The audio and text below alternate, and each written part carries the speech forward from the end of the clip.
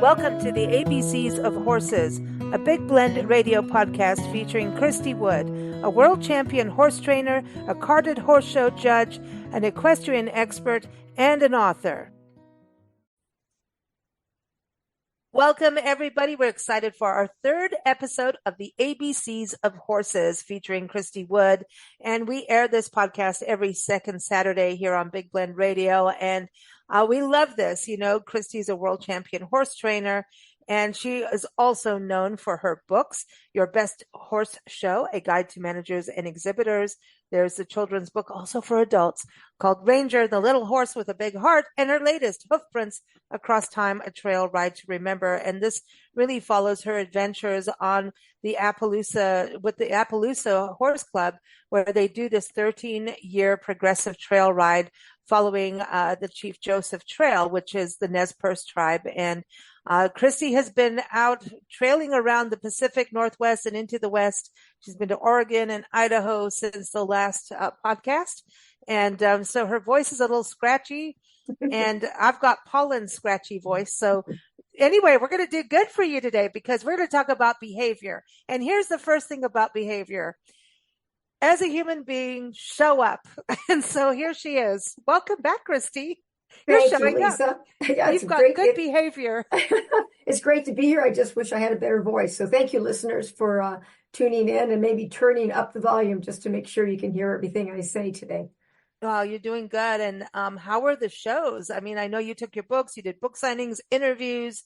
How were the shows? Actually, these weren't shows. These were horse expos. So we started out up in Oregon, in Albany, Oregon, at the Northwest Horse Expo a few weeks ago, and then came home, caught our breath for a moment, and then went to Idaho, to the town called Napa, Idaho, and did the Idaho State Expo there, Horse Expo. It was wonderful, wonderful. I've probably talked to about 800 to 900 people in the last two expos, and that's why my voice is just a little bit muffled. But it's great that you've, out there talking about the Appaloosa horse and letting people know about, these wonderful horses, and also your book and the trail ride itself, and really also keeping the legacy of live for the Nez Perce and Chief Joseph. I think that's important. Last episode, we talked about the Appaloosa horse breed, and today, like I said, is behavior. So we follow the alphabet. So today is B, behavior. So behavior, it's about the horse's behavior and the human behavior, right? They have to merge. Yes. Right? Yeah. Yes. And the horse is looking actually to you to be a leader. So they have a behavior that will be, a little bit pushy and try to push some bounds if they don't know that you're the leader, because that's what they're really looking for. So we have boundaries. We have boundaries to keep us safe. And learning to read your horse and their mannerisms helps you a lot. But you do have to instill that there are personal space boundaries for you and your horse, especially leading, even when riding. But the horse is much more comfortable knowing those boundaries. That's really their comfort zone. So, like, to me, these boundaries, like in training of other animals and some horses, it kind of goes back to like how you would train your kids, right? You potty train them. You teach them not to put the hand on the stove. And it's these kind of, it's care, it's love. Right. It's that tough love, right? But yes. Don't the horses, like, training a dog. Right before we started recording, I was talking about a dog, and, that the dogs need routine because it's safety for them. And it's a form of communication, which means, doesn't your relationship grow through that? Oh, of course it does. And it strengthens through that, those boundaries and that behavior, correct behavior. Correct. Correct behavior. Horses are really very comfortable, and they look for that. They really want to have some structure in their life. They like routine.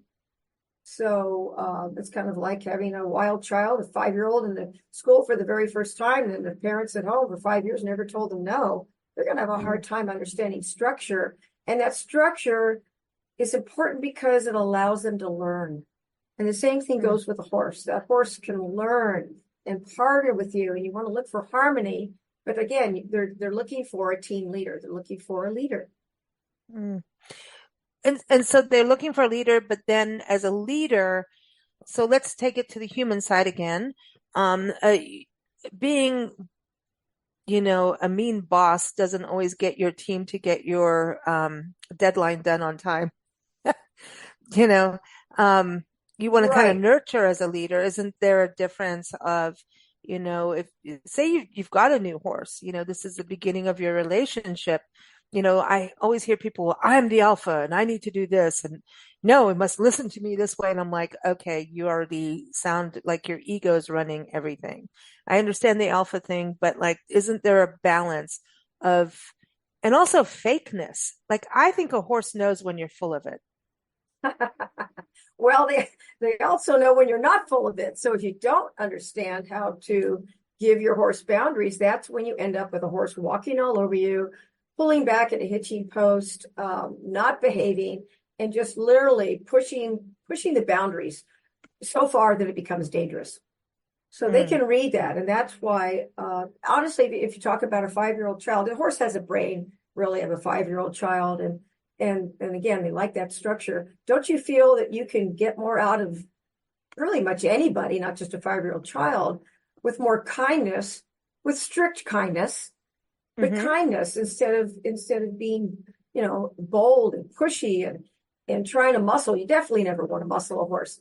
The more you try to push and and go beyond that kindness of trying to teach a horse something, you're going to teach resistance. So it's better to give time and patience. Patience is a big word, but peas down the line for our alphabet here.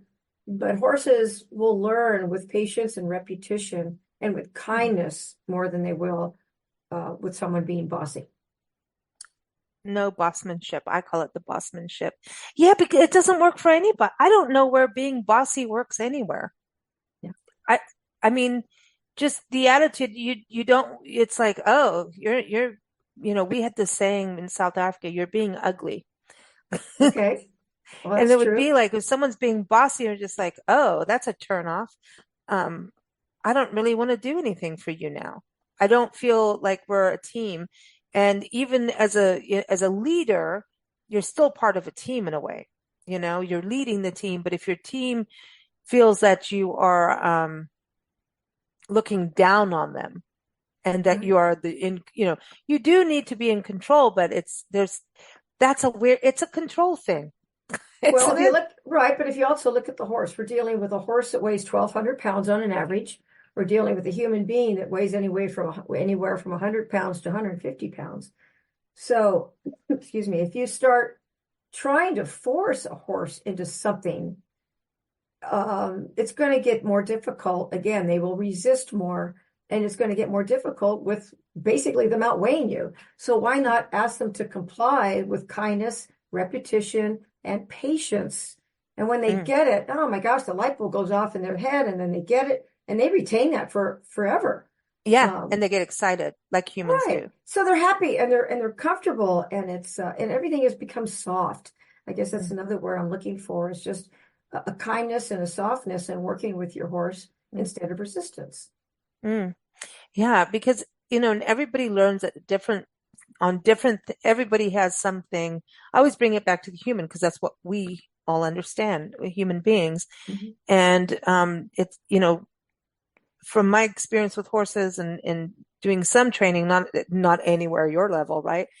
It was all about patience. It was all about, okay, you're not getting it today. We'll try again tomorrow, and not losing your cool over it. That's right. Do you ever find with this whole conversation of behavior, which is really about leadership and also being able to read your horse? Sometimes a horse is scared. I mean, my horse was abused, and so was I didn't abuse the horse. I rescued the horse, and it took some time, and that's really a hard thing. And you need to know when you go into that kind of relationship, what your relationship it you basically have invested in a world of patience because that's what it's going to take. But sometimes people purchase a horse and think, well, we're going to enter this, show and we're going to do this and this and this. And maybe they get it home. I know we're going to get into that on another show about purchasing horses, but expecting something out of a horse, then you can see you have to kind of read the behavior to understand, is this horse going to be a match for me personally? Do you know Well, what I mean? It's yes, that's a good lead in because I was just thinking that how and I've dealt with some people recently that um gosh, we're all in the fast lane today doing so much.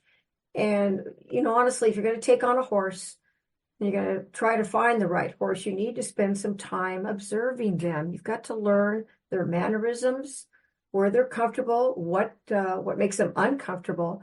But so many people come and they rush and they tie their horse up and they go through a quick grooming and all of a sudden the horse is wondering, why is this person moving so fast? Is there some reason we should be moving quickly? And they get on alert. They're looking for possibly is there a danger somewhere? So here's another statement I'd like to make to everybody is that the horse reflects your energy.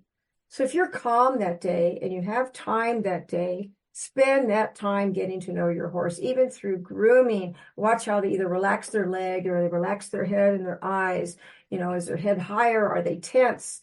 Are they swishing their tail more? Something agitating them. So this is what you need to do is invest time when you spend time with that horse, knowing I don't have to be by the clock, or if I have to be by the clock, then you've got an hour to an hour and a half to observe your horse. And you may even only just get through the grooming, maybe the lunging, just even saddling, and then watch your horse and spend some time with it. Don't be in a hurry. That gets people in a lot of trouble. mm-hmm. The patience is very important. And horses, and because when a horse goes on alert, they're going into survival mode, right? Well, that's right. So again, here we talk about trying to muscle a horse or boss them around. Again, the more and if you're doing that and they don't understand because you haven't had the time to teach them what you want, that's right. That's where the resistance actually becomes a survival mode. The more you push and the more you try to strengthen and use muscle to communicate with a horse, the more they're going to get in. I need to flee. I need to either fight and I need to resist because that's how I'm going to survive. Yeah, I've seen people out in a show. And there was actually one trainer, and Nancy and I are like, this. Nancy got to judge her, and she crossed her off like, you need to go to training. We didn't know you, otherwise we'd have called you. But you were an American, we were in South Africa. That would have been an expensive phone bill back in those days. But I watch people kick their horses, like kick, and do the thing where they rein them in. And, the horses start rearing up and then they like, go, stop, go, stop. And the horse is just sitting there going, what are you doing? Where do you want me to go? And I understand there's tricks and things like that you can do and all of that. So if it's part of a showmanship, then that's something that shouldn't look like you're kicking the heck out of your horse or just grinding it on that woman, to this day, I'm like, you're trying to teach people and you have no patience. And she got off her horse and kicked it in the chest. Oh, and Nancy great. and I had to be held back from the bleachers running down to take her away from her horse because you do not kick a horse in the chest. And I'm like, you really want to train other people? This is why we have Christy on the show and not that lady. Because I'm already getting riled up again. I'm like, I could not believe it. You cannot do that. You can't. Well, no, and we have a lot of show stewards that are at horse shows that are basically policing that. If you see something like that, you really should go to the show manager and let them know that there's an issue and they can go and handle that. It's very important, especially today. Gosh, we have so many animal rights people that are out there that would just love to close down all the horse shows, all the rodeos. So we've got to be careful what we do. And that's incorrect training, really. There's absolutely no reason for that. You can't lose your temper. The horse isn't going to understand, and it's not right. So you need to draw somebody's attention to that if you're in that situation, some kind of an official at an event. So really, it is about patience and having that relationship, like you were saying, the behavior to even understand, like just as we know, our friends and family. And people, you can tell, like someone you work with, oh, I can tell you're a little not feeling your normal, bright, perky self today. What's going on? Yeah. Are you okay? Is that the same kind of thing also with your horse? You see your horse maybe not being all spunky, and that understanding the behavior also could lead to their physical health. Yes. Well, not spunky. Yes. If your horse is not in its natural, glad to see food and happy to see you today, and its head it's hanging and it's lethargic, then yes, you may have a medical issue you need to address. But the other side of that coin is that you have a horse with too much energy. So there's ways to remedy that. You go out and lunge your horse, or if you have a round pen, you put them in the round pen. You can turn your horse out if your horse has been stable and just stored a lot of energy. So there's different ways you have to learn to read their energy. And then there's safe ways to help that horse exercise. It's like doing calisthenics. You need to warm up for the day. Let's go ahead and stretch our muscles and get the friskiness out of our mind and let them play on the lunge line. That's what you want to do before you get on your horse. So those are things, again, you need to read. You need to understand horse behavior. So horses are an investment in time and money and patience. Yes. all of the above. Well, it is important, I mean, and I'm not trying to put people off of horses, but it is, I think it's, we're the caregivers of them, and so we've got to also remember that, right? That we're their caregivers. And so there's a relationship to nurture and understand. And when you go into any kind of competing, that's important. But all of this boils down to, with the behavior, about the safety for the animal and the safety for you, period. That's correct.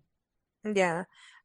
Going with what you do with trail riding, I mean, doing the Chief Joseph trail ride, you're doing 10 days out on trails that are in some of the most spectacular country in the world, right? I mean, yes.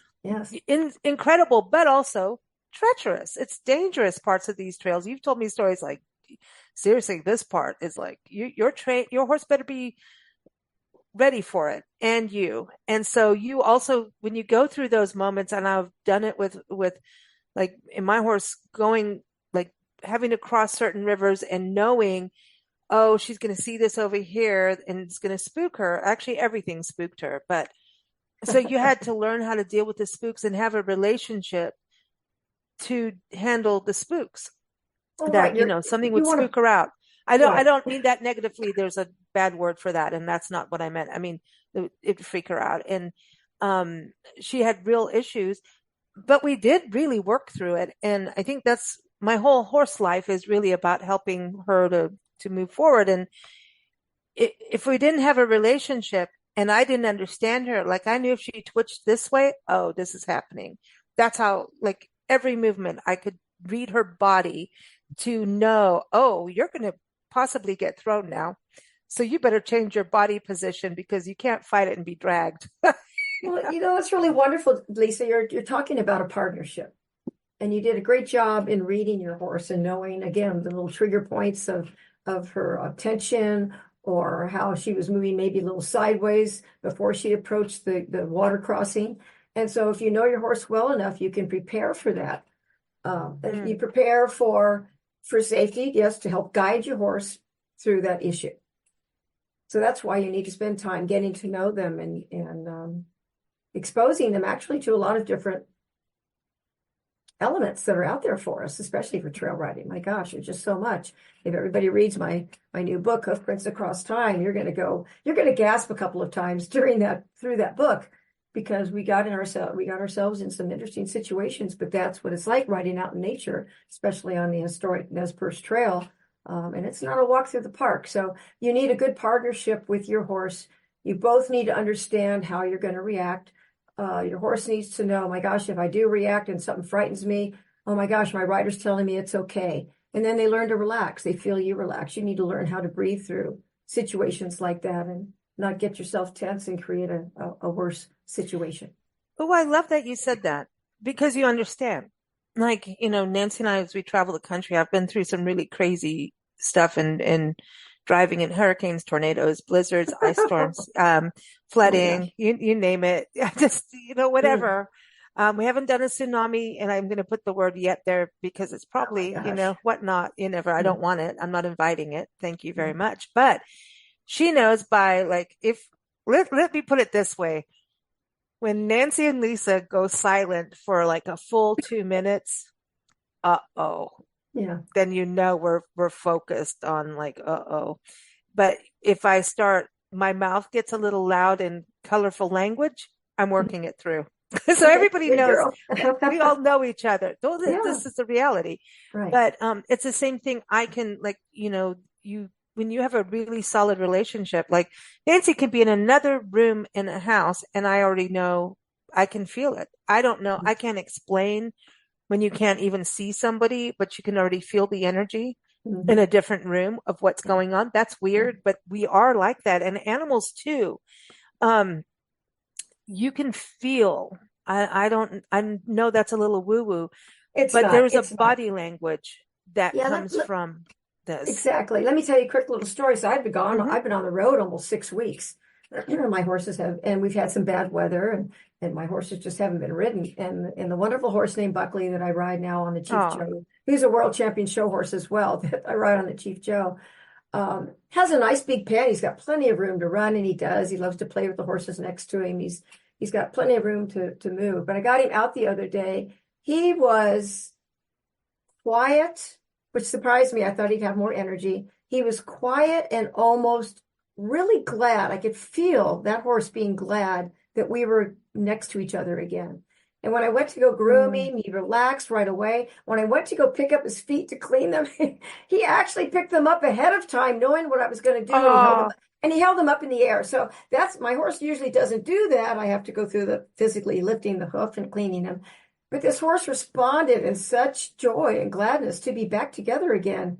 And then when I rode him, I was thinking about my next cue I was going to ask him to do, and he already did it. So that's how connected I am with this horse, and I haven't been on his back in 6 weeks. And it was a joy to ride this horse again and just be next to him, and actually realize that he appreciates me, and we have this wonderful harmony and relationship. It was just really, that actually happened yesterday. It was just such a great joy for me to spend time with him. And he was, that's it was that's the great. thing. You can look at, just even if you look at dogs, and they will tell you I'm happy, or Oh, yes. and when you're home they're like, okay, I'll behave if you stay. It's almost that. I also hear that with your horse when you tell them about Buckley. It's like, okay, if I lift my foot, she'll stay another few days. I don't Yeah. want you to go away again. That's love. Yeah, That's it really was. appreciation. Yes, you yes. know Yeah. and yeah, I mean, I was pathetic with Cinnabar. I mean, I went to a lot of different schools, and everybody started getting, when I was in, end of high school, my horse Cinnabar, um, articles, and, whenever you had to write a story, I just was like, well, it's my horse Cinnabar again, and my Uh, horse Cinnabar. And I do have it, the original My Horse Cinnabar story in our storage unit. And for people who don't know, Nancy and I, my mom and I travel the country full time. So that's why it's in a storage unit. And it has a horse cover. When I go back to Tucson, Christy, I'm going to uh, photograph that daytimer. oh, It's a journal, and oh, anyways, horsey. that's And I've wonderful. had it since I was a little girl, but Mhm. that horse, I slept in the stable with her. And I know that sounds ridiculous, but it No. was a way of bonding. It was traumatic. Her life was traumatic, and it was scary to be in each other's space, in a closed space. Um, but we learned from each other, and you can feel like when a horse puts their chin on you, and Mhm. you can tell, like, when they, even in your hands, like even the donkey that we take Mhm. care of, he'll come up on the shoulder and put his head there and then lean. Then all of a sudden they put their weight on you, like 100% weight, which is heavy. That is like, you're one of us. That is, I don't know, when they do that, there's a trust. And to There's a me, word for that. There's a word for that. oh, It's called comfort. You were oh, experiencing comfort, and your horse was experiencing comfort with you. What a great bond at that time. That's wonderful. And how and peaceful. that's trust. That's Right. It's trust. trust. Right. Yeah. And even, and cleaning stables. It's so funny. As a kid, I didn't think that was a chore. I mean, It's a chore, but I like chores. So I'm weird. Well, there's mannerisms in cleaning stables. Is your horse kind of messy? Does he spread it around, or does the horse always keep everything in one place for you? Oh, I mean, yeah. Isn't that funny? They that's just do. an interesting thing. It's just you learn that about your horse and how your horse's behavior. And then, but And if that's you important, don't, cleaning that stable and observing that. Didn't mean to interrupt you, but that's an important part of horse care, because if that changes, all of a sudden the horse that keeps it all in one place and now moves it around, something's up. something's up. You got to know, you've got to try to figure out what's going on there. And then of course, we also look at the consistency. This sounds kind of great. We're going to talk about poo again, Oh, I but love it. it's really important to know what comes out the other end when you feed your horse, that tells you how healthy your horse is. I You do got to it with observe dogs it. all the time. Yeah. Like the dogs I'm taking care of right now, they all have, one has one corner of the yard, the other has one. And, at first I'm going around trying to pick it all up and realized they all have their sections. Yeah, there you go.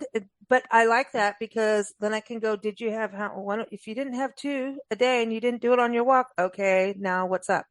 What's Yeah. going on? Because they're changing food. And that's the other thing. If you don't know your horse's behavior and watch what's going on and you're changing food for dietary reasons or health reasons, that's important to Yes. know what's going on. And and to know how your horse is breathing. That's my thing, is always their breath is always telling me, like for me, any animal, horses and colic that should be our C word. Horses and colic freak me out, man. That's a freak. We should do that for C. Well, You probably have something else. Yeah, colic covers a lot of things, a lot of unknowns as well. But there are symptoms, and you need to know the symptoms. So And it should go with you. And you need to know your horse to understand, right? A little bit. Like, gosh, yes.